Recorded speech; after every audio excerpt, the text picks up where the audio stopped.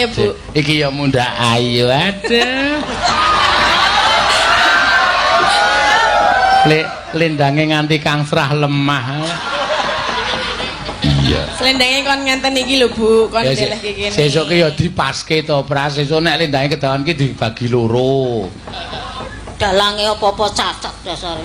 Apa-apa dilehke, apa-apa dilehke. Ora dilok. Ayune kok ngene kok. Aduh.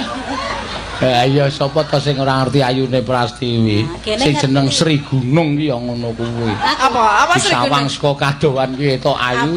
Dicedhaki marai mulek-mulek. Iya. Ya ora ya, Bu ya. Cantik le dandani 2 jam lho. Nuwun yo, Des. Kurang ajar ta. Iya. Ya wis ora apa-apa. Le dandan pirang jam, Tin? 2 jam. Sing ngomong sapa? Lho lah, wong wedok iki angel lho Pak dadi wong wedok dandan. Nek Prastiwi percaya aku dandan 2 jam kok ngangger dipupuri gogrok. Pupuri neh gogrok. Dialisi ndledek ayo.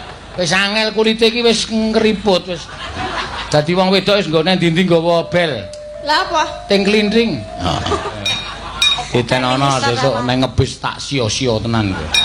Arep ngepake. Ha wis pokoke manut aku kok ya. Sesuk anggere ana sinden ngomong karo aku muni mandek sik pipis ora ana mandek-mandekan aku. Tak uyuhke ngarepmu.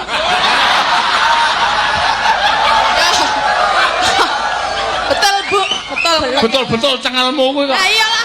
Lah kepoyo kok ora diandeke ya di. Ayo ben. Ngono wae. Aku ora ngajar kok karo aku kok ngopo. Sajake Mas seneng nek duyuhi kok kuwi. Sesuk ana dalang klebus.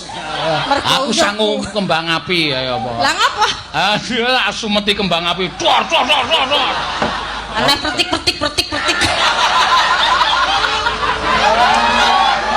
Oh alah. Prastiwi. Jan wong kok kaya ngono. Sonek mati sing mlebu swarga ming gelungane tok.